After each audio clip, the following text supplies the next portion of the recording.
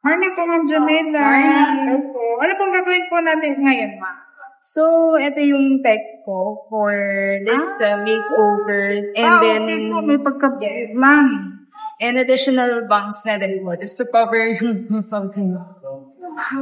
Sa bangs po natin, parang ganyan, Ma'am. May pagka-curtain po ba? curtain na medyo shorter version.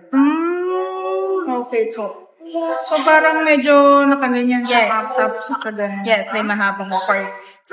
Tapos po, i-trim din po natin, Ma'am, no? Yes. Kasi medyo Ma'am?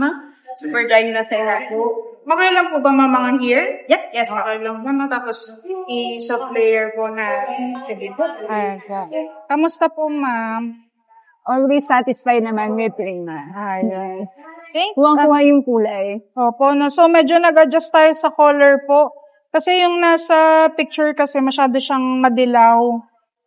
Since po lagi po kayong nagpa-plancha, once po kasi na-plancha siya, mas mabilis siyang magdilaw kung parang blonde na siya. So, medyo binage blonde po natin yung highlights po natin. No? Which is better naman. Mas Opo. nagustuhan ko.